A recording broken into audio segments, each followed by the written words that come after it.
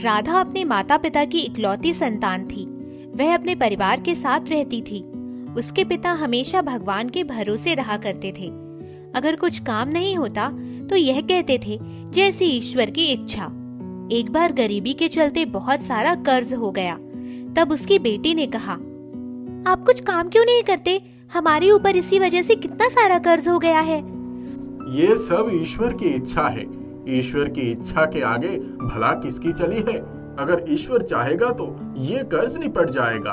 पिताजी, जब तक आप खुद कुछ नहीं करेंगे, कोई कोशिश नहीं करेंगे, तब तक ईश्वर आपकी सहायता कैसे करेगा? एक बार राधा और उसकी माता सुमन ने सोचा कि इस तरह से तो घर का गुजारा नहीं चल सकता। एक काम करते हैं, हम टोकरी बनाकर उसे सजाने का काम शुरू करते हैं। ठीक है बेटा, और तुम्हारे पिता तो ईश्वर के भरोसे ही बैठे हैं। राधा टोकरी बनाकर उसे सजाकर बेचने का काम शुरू करती है। एक बार पड़ोस में रहने वाली एक बुढ़िया आती है। बेटा, मेरी बेटी की शादी है, मुझे कुछ टोकरियों की जरूरत है। ठीक है माँ जी, आप टोकरी ले लेना। कितनी चाहिए? पर बेटा, मेरे पास पैसे नहीं हैं। कोई बात नहीं माँ जी, आप अपनी बेटी की शादी करो, पैसे का क्या है, आप टोकरी घर ले जाइए। पर बेटा, मेरे पास एक सूत का धागा है जो तुम्हारी टोकरी बनाने के काम आएगा। वो मेरे घर पर रखा हुआ है, मेरे तो किसी काम का नहीं है। माँ जी, मैं उस धागे का क्या करूँगी? मेरे पास टोकरियाँ बनाने के लिए धागा है। कोई बात नहीं बेटा, तुम उस धागे को भी यूज कर लेना। वह धागा तुम्हारी टोकरियों को मजबूत कर देगा। ठीक है माँ जी, आप मुझे वो धागा दे दीजिएगा। राधा धागा को ले लेती है। एक रात राधा टोकरी बना रही थी। उसे नींद आने लगती है। कुछ टोकरियाँ बची हैं, इनको सुबह बना लूंगी। अभी तो मुझे बहुत जोरों की नींद आ रही है। राधा टोकरियों को छोड़कर सोने चली जाती है। जब सुबह उठती है तो देखती है सारी टोकरियाँ अच्छी तरह से बनकर सजी हुई हैं। अरे वाह, यह टोकरी तो बहुत अच्छी तरह से बना दी माँ ने। माँ मुझे कुछ काम न करना पड़े, इसीलिए सुबह सुबह टोकरी बनाकर रख देती है। अब सुमन और राधा टोकरी बेचने के लिए बाजार जाते हैं। तभी उन्हें नदी में एक बच्चा डूबता हुआ दिखाई देता है। राधा बिना सोचे समझे हाथ में टोकरी रखकर नदी में फेंक देती है और चिल्लाती है, इसके ऊपर चढ़ जाओ, ये तुम्हें डूबने से बचाएगा। तभी राधा और सुमन देखते हैं कि टोकरी की जगह एक लकड़ी का फट्टा नदी में तैर रहा होता है और वह बच्चा उस फट्टे पर चढ़कर तैरता हुआ किनारे आ जाता है। आपका बहुत बहुत धन्यवाद, आपने मेरी जान बचाई। वो तो सब ठीक है, पर ये लकड़ी का फट्टा कहाँ से आया? हमारी टोकरी डूब गई होगी और फट्टा तैरता हुआ आ गया होगा। बेकार के वहम में क्यों पड़ना, शुक्र मनाओ कि बच्चे की जान बच गई। और दोनों टोकरी बेचने के लिए बाजार की तरफ चल पड़ते हैं। और आज और भी दिनों से ज्यादा दाम में टोकरी बिकती है। माँ, आज तो टोकरियों के दाम ज्यादा मिले हैं, इससे पहले ज्यादा दाम नहीं मिले थे। हाँ, तू सही कह रही है। तूने इतनी अच्छी टोकरियाँ जो बनाई हैं, वह तो ज्यादा दाम में ही बिकनी थी। यह सब तेरी मेहनत है। पर माँ, यह टोकरी मैंने नहीं, आपने बनाई है। मैं जब सुबह उठी तो मुझे यह टोकरी बनी हुई दिखी थी और बहुत सुंदर तरीके से बनी हुई थी। नहीं नहीं, मैंने कोई टोकरी नहीं बनाई। मुझे इतना वक्त कहाँ। यह टोकरी तूने बनाई है और तू भूल गई। राधा के मन में उथल पुथल मच जाती है और वह सर पकड़कर सोचने लगती है, आखिर टोकरियों का राज क्या है? यह टोकरी मैंने फेंकी तो फट्टा बन गया और टोकरी अपने से और इतनी मजबूत बनी है कि फटाफट बिक भी गई। कहीं ये सब जादू की वजह से तो नहीं हो रहा है? शायद जो बूढ़ी माँ सूत का धागा देकर गई थी, कहीं यह उसी का चमत्कार तो नहीं? कहीं वह धागा जादुई तो नहीं? राधा अपनी माँ को आवाज लगाती है और सुमन को सारी बातें बताती है और कहती है कि वह धागा जादुई है। सुमन उसकी बातों पर विश्वास नहीं करती। अगर माँ, आपको मेरी बातों पर विश्वास नहीं होता तो आप देखिए, मैं टोकरी में बहुत सारे पत्थर भरूंगी और टोकरी ना ही टूटेगी ना ही मुड़ेगी, तो हुई ना जादुई, और ये पानी में भी नहीं गलेगी। और राधा और सुमन को सारी चीजें करके दिखाती है। फिर सुमन को उसकी बातों पर भरोसा होता है। अब वह सूत के धागे से टोकरियों का व्यापार बढ़ाने लगती है और उसके घर के हालात सुधरने लगते हैं। बेटा, अब तो हमारे घर के हालात सुधर गए हैं। यह सब तेरी ईमानदारी और सच्चाई का नतीजा है। जो आज हम इस मोड़ पर हैं, सब ठीक हो गया है। उधर उनका एक पड़ोसी सेठ, जो उनकी कामयाबी से जलता था, वह सोचने लगता है कि आखिर इनके पास इतने पैसे कहाँ से आ रहे हैं। सुमन और राधा ने ऐसा क्या कर दिया कि आज उनके वारे न्यारे हो रहे हैं? इसका तो मुझे पता लगाना ही पड़ेगा। सेठ हमीरचंद उन्हें बहला फुसलाकर पूछता है, हमीरचंद, ऐसा क्या है कि तुम दिन भर दिन अमीर होते जा रहे हो? क्या तुम्हारी कोई लॉटरी लग गई है या जादू की छड़ी है तुम्हारे पास? हमारे पास एक जादुई धागा है जो सब सही कर देता है, कोई भी बिगड़ा काम को सुधार देता है। अमीर चंद, अगर तुमने मुझे वो धागा ला कर दिया तो मैं तुम्हें मालामाल कर दूंगा। तुम्हें कोई मेहनत करने की जरूरत नहीं होगी। अमीर चंद लालच में आकर हाँ कह देता है और उसको चुराने के लिए चल देता है। सही है ना? इस धागे से मेरी बेटी को मेहनत करनी पड़ रही है और सेठ मुझे बिना मेहनत के पैसा दे रहा है, तो ये भी भगवान की ही इच्छा होगी। इसको चुराकर मैं सेठ को दे देता हूँ, जिससे हमें बिना मेहनत के पैसे मिल जाएंगे। जैसे ही वह धागे को हाथ लगाता है, उससे आवाज आती है, पापा मुझे बचाओ, पापा मुझे बचाओ, मैं कुएं में गिर गई हूँ। अभी आता हूँ, अभी आता हूँ। और उसे बचाने की कोशिश करता है और उसके पास कुछ भी नहीं होता। तभी उसे जादुई धागे का ख्याल आता है और वह उसे लेकर वहाँ आता है। धागे, ओ धागे, सच में मेरी बेटी ने तुझसे जादू बताया है। आज मेरी बेटी मुसीबत में है, उसकी मदद करो। यह कहकर धागे को कुएं में डालता है। धागा और मजबूत बन जाता है। राधा धागे को पकड़कर कुएं के ऊपर आती है और अमीर चंद को अपनी गलती का एहसास होता है और वह कहता है, धागे, सूत के धागे, मुझे माफ कर दो। मैंने तुम्हें लालच में आकर चुराने की कोशिश की और तुमने मेरी बेटी की रक्षा की। आज के बाद कोई तुम्हें मुझसे दूर नहीं कर सकता। अब राधा का परिवार बहुत सी टोकरियां बनाकर बेचता है और जरूरतमंदों की सहायता भी करता है। इसी तरह वे अपने जीवन में खुशहाल तरीके से जीने लगते हैं। एक भूपतपुर नामक गांव में हरि नाम का एक आदमी रहता है। हरि की एक कपड़े की दुकान रहती है, जिससे वो अपने परिवार का गुजारा करता है। वो अपने परिवार और दोस्तों के साथ खुशी खुशी रहता है, लेकिन हरि की ये खुशी ज्यादा दिन तक नहीं रहती। कुछ महीनों से हरि के कपड़ों का व्यापार मंदा पड़ गया, क्योंकि हरि के दुकान के आसपास बहुत सारी कपड़ों की दुकानें खुल गईं, जिसकी वजह से हरि के कपड़ों का व्यापार मंदा हो गया। हरि बहुत परेशान रहने लगा और एक दिन घर में उदास बैठा था। तभी वहाँ पे हरि की पत्नी राधा आती है। आप ऐसे परेशान क्यों बैठे हैं? मैं कई दिनों से देख रही हूँ, आप दुकान पर भी नहीं जा रहे हैं और किसी से ठीक से बात भी नहीं कर रहे हैं। क्या बात है जी? क्या बताऊं राधा, 2 महीनों से अपना कपड़ों का व्यापार बहुत मंदा पड़ गया है।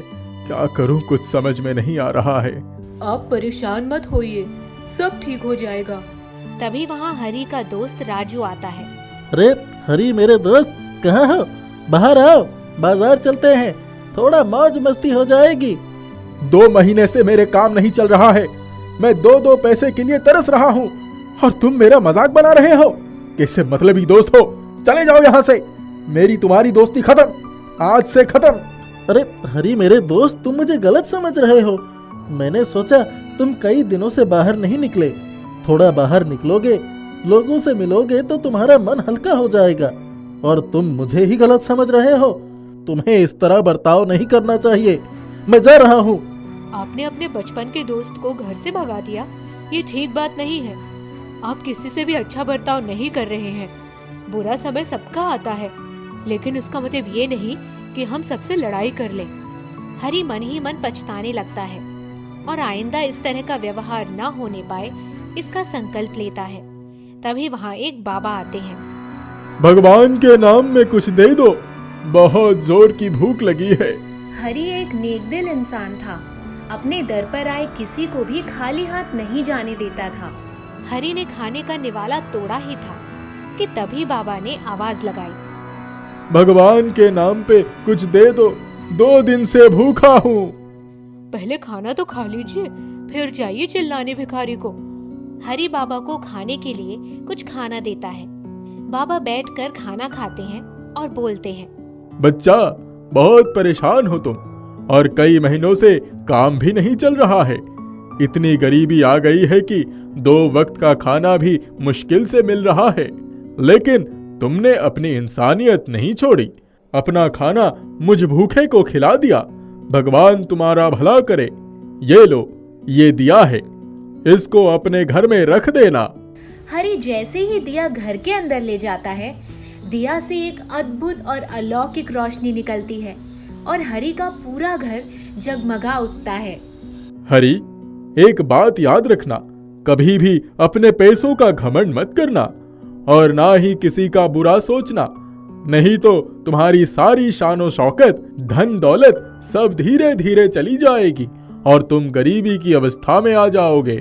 बहुत बहुत धन्यवाद बाबा, मैं आपकी हर बात मानूंगा। हरि अगले दिन अपने दुकान जाता है। दुकान पर इतने ग्राहकों की भीड़ लगी देखकर हरि हैरान हो जाता है। हरि को व्यापार में दिन दूना रात चौगनी तरक्की मिलती है। ये सब उस बाबा के द्वारा दिए हुए चमत्कारी दिया का कमाल है। हरि की दुकान पर रोज लोगों की भीड़ लगी रहती है। हरि माला माल हो जाता है। बड़ा घर, गाड़ी, नौकर, सारी सुख सुविधाएं हरि के पास आ जाती हैं। ऐसे कई साल बीत जाते हैं और हरि के मन में घमंड आ जाता है। हरि किसी भी गरीब की मदद नहीं करता है। उसी गांव में एक लक्ष्मी नाम की लड़की रहती है। दिवाली के त्योहार की वजह से पूरा गांव जगमगा रहा है। लक्ष्मी अपने घर के बाहर उदास बैठी है। तभी वहाँ पे एक बाबा आते हैं। बेटी, आज दीपावली का पर्व है, सब इतनी खुश है, हर तरफ दीपक जल रहे हैं, लेकिन तुम्हारे घर में इतना अंधेरा क्यों है? बाबा जी, मेरे पिताजी नहीं है और मेरी माँ दूसरों के घर में काम करके हमारा घर चलाती है। बड़ी मुश्किलों से 2 वक्त का खाना हमें मिलता है। किसी किसी दिन तो हमें भूखे पेट भी सोना पड़ता है। ऐसी हालत में हम अपने घर में कैसे दिए जलाएं? लक्ष्मी बेटी, मुझे कुछ खाने को मिलेगा, बहुत जोर की भूख लगी है। माँ, बाहर बाबा आए हैं और उनको भूख लगी है, तुम कुछ खाने को दो ना। लक्ष्मी बेटा, यही 2 रोटी आज खाने को हैं। अगर हम ये बाबा को दे दें तो हम क्या खाएंगे? माँ, बाबा कई दिनों से भूखे हैं, हमें उनकी मदद करनी चाहिए। ये लो बाबा, ये खा लो। बहुत अच्छा खाना है, मैं तुमसे बहुत प्रसन्न हूँ। ये लो एक दिया, इसको अपने घर में रख देना। तुम जो भी इस दिया से मांगोगी मिल जाएगा, लेकिन एक बात का ध्यान रखना, किसी के सामने इस दिए से कुछ मत मांगना, नहीं तो इसकी शक्ति निष्क्रिय हो जाएगी। उस दिए से एक अद्भुत और अलौकिक रोशनी निकल रही थी। लक्ष्मी जैसे ही दिए को घर के अंदर रखती है, पूरा घर जगमगाने लगता है। लक्ष्मी और उसकी माँ यह देखकर बहुत खुश हो जाते हैं। हे दिया, मेरी माँ को एक सिलाई मशीन दे दो। सिलाई मशीन प्रकट हो जाती है। माँ, अब तुम्हें किसी के घर जाकर काम करने की कोई जरूरत नहीं है। बेटी, मैं बहुत खुश हूँ, आज तुम्हारे जैसी बेटी पाकर मैं धन्य हो गई। हे दिया, मुझे खूब सारी मिठाइयाँ, अच्छे अच्छे पकवान दे दो। लक्ष्मी और उसकी माँ इतने अच्छे अच्छे पकवान देखकर बहुत खुश होते हैं और खूब मस्ती से खाते हैं। ऐसे करके लक्ष्मी के घर में सारी सुख सुविधाओं की चीजें आ जाती हैं। लक्ष्मी पूरे गांव वालों की मदद करती है, गरीबों को खाना खिलाती है, लोगों को पैसों से भी मदद करती है। हर तरीके से गांव वालों की लक्ष्मी मदद करती है। हरि यह सब देखकर बहुत परेशान होता है और लक्ष्मी और उसकी माँ को सबक सिखाने की योजना बनाता है। हरि इस गांव का सबसे अमीर व्यक्ति था और लक्ष्मी और उसकी माँ की तरक्की देखकर हरि के मन में जलन की भावना आती है। हरि एक दिन लक्ष्मी के घर जाता है। अरे लक्ष्मी, तुम लोग इतने गरीब थे, अब तो दिन दुना रात चौगुना तरक्की कर रहे हो और तुम्हारे घर में इतनी सारी चीजें, क्या कुछ चमत्कार हुआ है क्या? लक्ष्मी बाबा की बातों को भूल जाती है और हरि से सारी बातें बता देती है। एक दिन हमारे घर में बाबा आए थे और बाबा ने हमें एक दिया दिया। इस दिए से जो भी मांगो वो सब पूरा हो जाता है। क्या मुझे पागल समझा है तुमने? भला दिया कैसे कुछ दे सकता है? मैं नहीं मानता इस बात को, करके दिखाओ तब मानूं। भोली भाली लक्ष्मी हरि की चालाकी समझ नहीं पाती। तुम्हें मेरी बात पर भरोसा नहीं है? रुको, मैं तुम्हें अभी दिखाती हूँ। हे दिया, बहुत सारी मिठाइयाँ दे दो। लेकिन कुछ भी प्रकट नहीं होता और लक्ष्मी हैरान हो जाती है। देखा लक्ष्मी, तुमको बाबा ने बुद्धू बना दिया। माँ, मिठाइयाँ क्यों नहीं आई? बेटा, बाबा की बात भूल गई तुम। बाबा ने बोला था किसी के सामने इस दिया से कुछ मत मांगना, नहीं तो दिया की शक्तियाँ निष्क्रिय हो जाएंगी। लक्ष्मी रोने लगती है और बाबा को याद करती है और बाबा वहाँ प्रकट हो जाते हैं। आंखें खोलो लक्ष्मी बेटी और रोना बंद करो। बाबा, यह दिया अब मेरी बात नहीं मान रहा है। इस दिए की शक्ति गायब हो गई है। कोई बात नहीं लक्ष्मी, मैं तुम्हारे अच्छे काम से बहुत खुश हूँ और तुम्हें शक्ति वापस देता हूँ। इसके बाद बाबा हरि के पास पहुंच जाते हैं। हरि, मैंने तुम्हें जादुई दिया लोकहित के लिए दिया था और तुमने दिया की शक्ति का दुरुपयोग किया। तुम्हारे अंदर घमंड आ गया और तुमने किसी का भला नहीं किया, सिर्फ अपने बारे में ही सोचा। ऐसा कहकर बाबा वहां से अंतर ध्यान हो जाते हैं। उसी समय दिया भी गायब हो जाता है। हरि रोता हुआ अपने घर जाता है। इसीलिए कहते हैं, हमें कभी भी धन दौलत का घमंड और दूसरों से ईर्ष्या नहीं करनी चाहिए। लालच भी नहीं करनी चाहिए। लालच बुरी बला है, किसका हुआ भला है। कमलपुर नाम के गांव में राजू अपने माता पिता के साथ रहता था। गांव में पानी की काफी समस्या थी। राजू की माँ सुबह सुबह नदी से मटका लेकर पानी भरने जाती थी। राजू भी अपनी माँ के साथ जाता था और गांव की कई महिलाएं भी साथ रहती थी। परंतु पिछले कुछ महीनों से बारिश नहीं हुई। इस वजह से नदी और कुओं का पानी काफी कम हो गया था। यह देखकर राजू की माँ और बाकी सभी महिलाएं चिंतित हो गईं। अरे कितने महीनों से बारिश नहीं हुई, यह नदी भी सूखने आई है। अब हम पानी कहाँ से भरेंगे? गांव में और कोई नदी भी तो नहीं है। हाँ बहन, अब अगर यह नदी पूरी तरह से सूख गई तो हम पानी कहाँ पाएंगे? बगल वाले गांव में भी एक नदी है, पर वह गांव यहाँ से काफी दूर है। अगर यह नदी सूख गई तो हमें पानी नहीं मिल पाएगा। बहुत दूर तक जाने की मशक्कत करनी पड़ेगी, तकलीफ उठानी पड़ेगी। अगले दिन सब दूसरे गांव नदी में पानी भरने जाते हैं। उनको वहां आते देख वहां के गांव वाले बोल पड़ते हैं, सुनिए, हमारे गांव में काफी महीनों से बरसात नहीं हुई है और नदी में सिर्फ इतना ही पानी बचा है कि हमारे गांव का गुजारा होना मुश्किल होगा। आज आप सभी यहाँ से पानी अवश्य भर लें, पर कृपा करके कल से यहाँ पानी भरने ना आना। ऐसा लगता नहीं कि जल्दी बारिश भी होने वाली है, तो ऐसे समय में यही नदी हमारे पूरे गांव की प्यास बुझाएगी। अरे बहन, हमारे गांव की नदी सूख गई है और हमारे यहाँ पानी का कोई जरिया भी नहीं है। तो अगर हम आपके यहाँ से पानी नहीं भरेंगे तो हम प्यासे रह जाएंगे। मैं आपकी बात समझ सकती हूँ, परंतु इस नदी में इतना पानी नहीं है कि दोनों गांव के लोगों की प्यास बुझा सके। ऐसी स्थिति में हम सबसे पहले अपने गांव वासियों के बारे में ही सोचेंगे ना। राजू की माँ और सभी महिलाएं और राजू निराश होकर पानी भर के अपने गांव वापस चले जाते हैं। रास्ते में एक पत्थर की वजह से राजू की माँ का पैर फंस जाता है और पानी से भरा मटका गिरकर टूट जाता है। गरीबी में आटा गीला होने जैसी बात हो जाती है। अरे माँ, अब हम क्या करेंगे? हमारा मटका तो टूट गया। घर पर एक बूंद पानी भी नहीं है। नया मटका उधार लेना होगा। अरे अब हम क्या करेंगे? न घर में पानी है और न ही पानी मिलने के आसार हैं। ऐसे में जो बचा कुचा पानी था वह भी गिर गया और मटका भी टूट गया। अभी हम पड़ोसी गांव में ही हैं, तो क्यों ना यही एक मटका ढूंढकर फिर से पानी भर ले। हाँ, पर यहाँ मटका मिलेगा कहाँ? और मैंने मटका खरीदने के पैसे भी नहीं लिए। क्या यहाँ का कुम्हार उधार मटका देगा? बात करके देख लेना, शायद मिल जाए। थोड़ी देर यहाँ वहाँ ढूंढने के बाद राजू को पेड़ पर एक मटका टंगा हुआ मिलता है। वह मटका बहुत ही बड़ा और सुंदर लगता है। ये देखो माँ, पेड़ पर कितना सुंदर और बड़ा मटका है। लगता है भगवान ने हमारी बात सुन ली। हाँ राजू, लगता है भगवान ने हमारी सुन ली। अब कल का क्या होगा पता नहीं, पर आज के पानी का इंतजाम तो हो जाएगा। राजू की माँ और बाकी औरतें बगल वाले गांव से पानी भरकर अपने घर जाती हैं। सूखे की वजह से गांव की नदी सूख गई थी और अब तो पास के गांव वाले ने भी पानी देने से मना कर दिया था। पूरा गांव चिंता में यह रात निकाल देता है। जब राजू सुबह उठता है तो एक नजारा देखकर दंग रह जाता है। माँ, जल्दी आओ, यहाँ देखो क्या है। अरे बेटा, इतनी जल्दी में क्यों बुलाया मुझे? माँ देखो, ये मटका अभी भी पूरा भरा है। ऐसा लग रहा है जैसे इसे हमने इस्तेमाल ही नहीं किया। अरे यह कैसे हो सकता है? मुझे तो अच्छे तरीके से याद है कि मटके का आधे से ज्यादा पानी मैंने कल भी इस्तेमाल किया था। एक काम करते हैं, इसका पानी एक दूसरे बर्तन में डाल देते हैं तो समझ में आ जाएगा कि क्या हो रहा है। राजू की माँ मटके का सारा पानी दूसरे बर्तन में डाल देती है।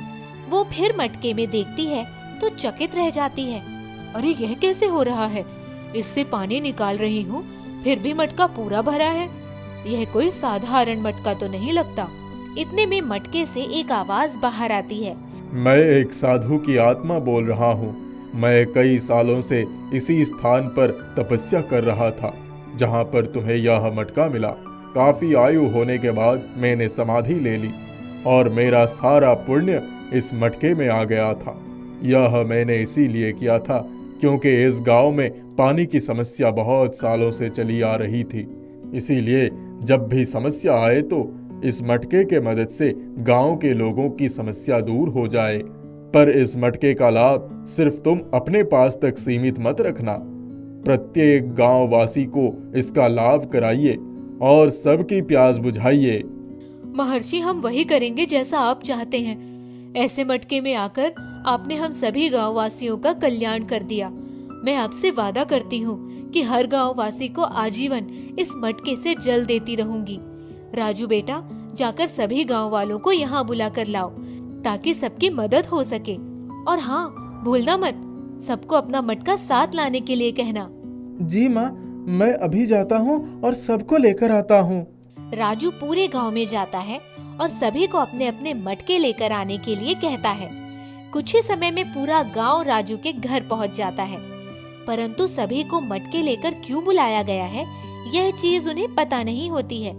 राजू की माँ, आपने हम सबको मटके लेकर क्यों बुलाया है? क्या आपके पास पानी का प्रबंध करने की कोई तरकीब है? हमारे घर में तो बिल्कुल पानी नहीं है। आपको याद है कल जो मटका मुझे मिला था और जिसमें मैं पानी भर कर लाई थी, वह कोई आम मटका नहीं है, बल्कि एक महर्षि के पूरे जीवन का पुण्य है उस मटके में, और वह जादुई मटका है। यही नहीं, उस मटके का पानी खत्म ही नहीं होता और बहुत ही स्वच्छ रहता है। अब से आजीवन उस मटके की मदद से हम हमारे गांव की पानी की समस्या दूर कर लेंगे। आप सभी कोई भी समय उस मटके से पानी भरने आ सकते हैं। इस प्रकार जादुई मटके की मदद से पूरे गांव के पानी की समस्या सुलझ जाती है और सभी खुशी खुशी रहने लगते हैं। एक गांव में बद्री नाम का एक गरीब व्यक्ति अपनी पत्नी चंपा और बेटे बैजू के साथ एक छोटी सी टूटी फूटी झोपड़ी में रहता था। उनके पास ले देकर एक कजरी गाय थी। बद्री दिन रात मेहनत करता था। चंपा गांव के ठाकुर उदय प्रताप के घर में काम करती थी। जो कुछ मिलता उसी से उनका खर्च चलता था। गाय का दूध बेचकर थोड़ी बहुत आमदनी हो पाती थी। उनका पड़ोसी मुकुंदी लाल बहुत आलसी और कामचोर था। वो उनसे जलता था। कई बार उनकी गाय अपने बाड़े में हाँकने की कोशिश कर चुका था। बैजू को अपनी गाय से बहुत प्रेम था। वह उसकी देखभाल करता था। सुबह सुबह ही चराने ले जाया करता। गांव के पोखरे में कभी कभी नहलाता भी था। उसे जब भी कोई तकलीफ होती उसके कान में बोल देता। एक दिन जब वो गाय के खूंटे के पास गया तो गाय गिरी हुई पड़ी थी। उसने देखा कि उसका पड़ोसी मुकुंदी लाल अभी अभी वहाँ से निकला था। अरे उठो ना कजरी, क्या हुआ तुम्हें? मैं तुम्हारे बिना नहीं रह सकता। लेकिन उसके रोने चिल्लाने का कोई असर नहीं हुआ। गाय नहीं उठी। माँ बापू, देखो हमारी कजरी को क्या हो गया। अभी मैंने मुकुंदी लाल काका को गाय के पास से जाते हुए देखा था। दोनों को बड़ा दुख हुआ और वो समझ गए कि मुकुंदी लाल ने ही गाय को कुछ खिला दिया है, पर कर ही क्या सकते थे। बैजू ने खाना पीना छोड़ दिया और रात को जब वो सोया तो उसके सपने में कजरी गाय आई। बैजू, मैं तुम्हारी सेवा से बहुत खुश हूँ। तुमने और तुम्हारे परिवार ने मेरी बहुत सेवा की है। इसके बदले में मैं तुम्हें कुछ देना चाहती हूँ। तुम्हारे बिना तो मेरा जीवन ही व्यर्थ है। तुम एक दूसरी गाय खरीद लो। क्या मजाक कर रही हो? अपने खाने भर का तो जुटता नहीं, गाय कहाँ से खरीदे? तुम लोगों ने जंगल में जहाँ मिट्टी के नीचे मुझे दबाया था वहाँ जाकर देखो, एक चक्की पड़ी होगी, उसे उठा लाओ। चक्की में एक मुट्ठी कोई अनाज डाल देना और कहना, चल रही चक्की ठमक ठुम, वो अपने आप ही अनाज देती जाएगी जो तुम इसमें डालोगे। ध्यान रहे, बिना एक मुट्ठी अनाज डाले चक्की कभी मत चलाना, वरना अनर्थ हो जाएगा। जब तुम्हारा बर्तन भर जाए तो कहना, रुक जा रे चक्की, ले ले दम। अगर तुम उसे रोकोगे नहीं तो वो चलती ही रहेगी। बैजू उठकर बैठ गया। उसने अपनी आंखें मली, देखा तो सवेरा हो गया था। बैजू तुरंत जंगल की तरफ भागा। वहां जाकर देखा तो सचमुच कजरी गाय की बताई हुई जगह पर चक्की रखी थी। वो उसे उठाकर ले आया और एक साफ कपड़ा बिछाकर उस पर चक्की रख दिया और एक बड़ा सा घड़ा लाकर रख दिया। फिर एक मुट्ठी चावल लाकर उसमें डाल दिया और बोला। चल रही चक्की ठमक ठुम। चक्की चलती रही, पूरा घड़ा भर गया। उसने कहा, रुक जा रही चक्की, ले ले दम। चक्की रुक गई। माँ, बापू, ये देखो, हमारे पास जादुई चक्की है। चंपा और बद्री आए तो देखकर आश्चर्यचकित हो गए। ये कहाँ से लाया और इतना सारा चावल कहाँ से आया? बैजू ने उसे अपने सपने की बात बताई। ला मैं भी देखूं तो सही। चंपा जाकर एक मुट्ठी गेहूं ले आई। उसने भी वैसा ही किया। चक्की चलती रही और गेहूं निकलता रहा। अरे बैजू, क्या बोलना था?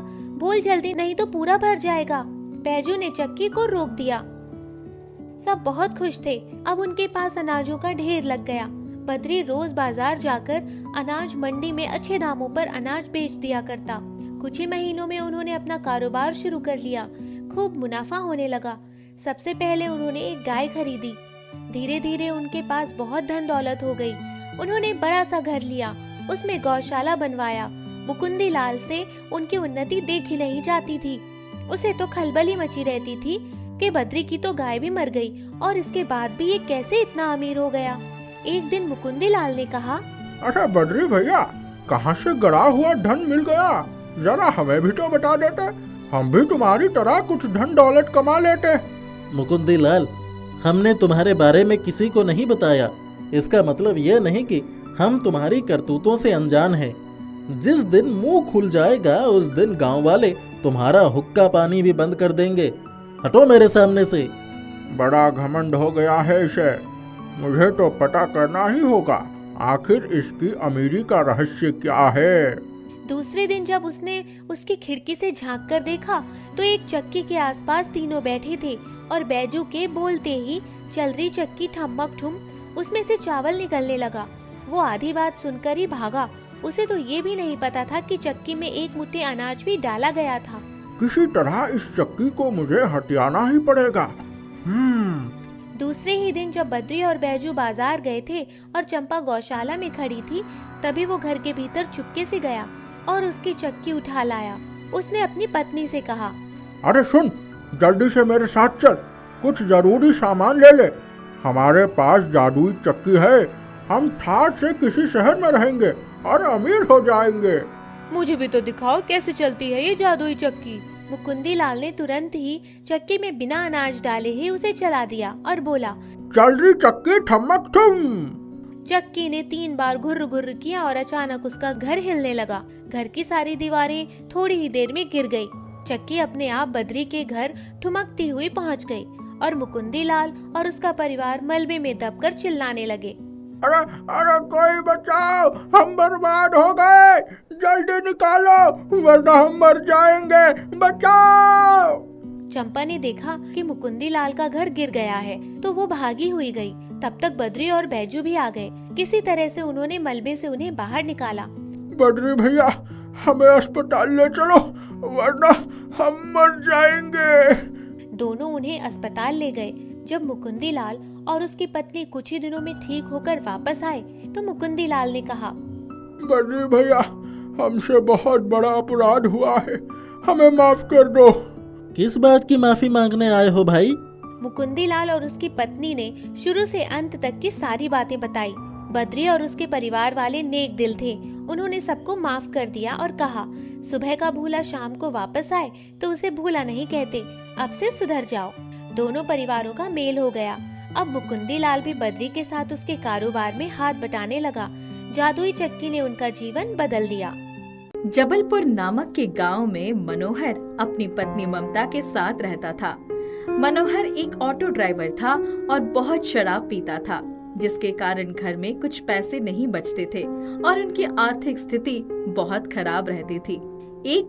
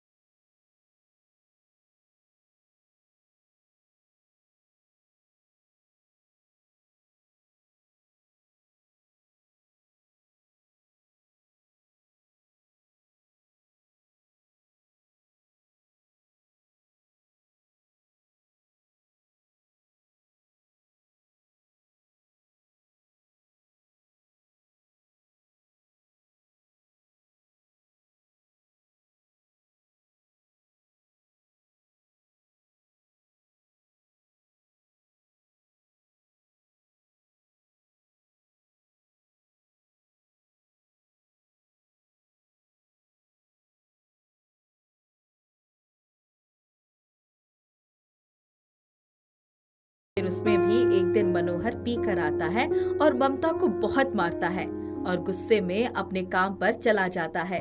वो नशे में गाड़ी चला रहा होता है, इसलिए उसका एक्सीडेंट हो जाता है और तुरंत उसकी मृत्यु हो जाती है। ममता को ये खबर मिलती है तो वो कहती है, हे भगवान, तुमने ये क्या किया? नालायक ही पति दिया था, पर कम से कम मेरा सहारा तो था। अब मैं कैसे जीऊंगी? बेटी, भगवान ने तेरे पेट में एक संतान का सहारा दे दिया है, तुम चिंता न करो। पति के गुजर जाने के बाद ममता मजबूरी में लोहे की कंपनी में काम कर रही होती है, जिसमें एक दिन हादसा होने के कारण उसकी आंखों की रोशनी चली जाती है। फिर वो घर पर बैठ जाती है और कुछ महीने बाद वो एक बच्ची को जन्म देती है। ममता, तेरे घर बेटी आई है।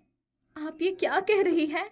हाँ ममता, तू सही सुन रही है, तेरे घर लक्ष्मी आई है। ये सुनकर ममता थोड़ी दुखी होती है और मन ही मन भगवान से कहती है कि हे भगवान, आपने एक संतान भी दी तो वो भी लड़की, जिससे मुझे समाज से बचा कर रखना होगा। ममता को चिंतित देख विमला काकी कहती है, ममता, तू इतनी चिंता मत कर, तेरे दिन बदलेंगे, सुख के दिन आएंगे, तेरी बच्ची का नाम सुखी रख दे। ठीक है काकी, आप कह रही है तो सही ही होगा। ममता, ये ले, सुखी के लिए सुनहरे रंग की फ्रॉक। मेरे पास थोड़े पैसे थे, जिससे मैं ये फ्रॉक ले आई। फ्रॉक को देखकर ममता बहुत खुश होती है। फ्रॉक देखने में बहुत सुंदर थी, तो उसे पहनकर ममता सोचती है कि भगवान इसके खाने के लिए भी कुछ नहीं है, जिससे इसका पेट भर सके। इतना कहते ही घर के गेट पर बहुत सारा खाने पीने का सामान आ गया। जब ममता बाहर आई और उसने देखा सारे खाने के सामान, तो उसने सोचा कि काकी दे गई है। भगवान, बहुत धन्यवाद जो तुमने विमला काकी को मेरी मदद के लिए भेजा। वो इतनी सारी खाने की चीजें दे गई। ममता उस फ्रॉक का जादू नहीं समझ पाई और फिर सुखी को खाना खिलाकर वो फ्रॉक को बक्से में रख देती है। विमला अगले दिन उसके घर आई तो, काकी, बहुत धन्यवाद आपको जो आपने इतनी मदद की और खाने का सामान भेजा। नहीं ममता, मैंने तो कोई खाने का सामान नहीं भेजा। क्यों मजाक कर रही हो? क्या आपके नाम पर भगवान ने भिजवाया है? हो सकता है ममता। फिर कुछ दिन बीतते हैं। ममता लोगों के घरों में झाड़ू बर्तन करके बेटी को पाल रही थी। कुछ सालों बाद सुखी 5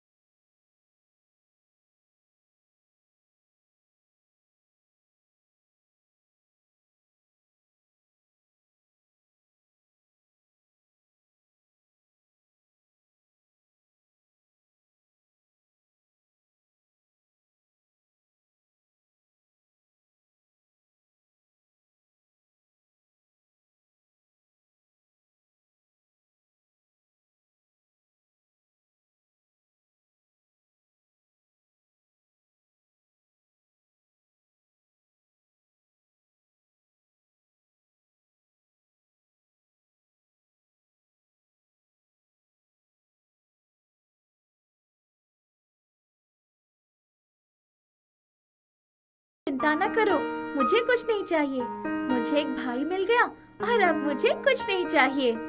मुझे तुझको अच्छे कपड़े दिलाने थे।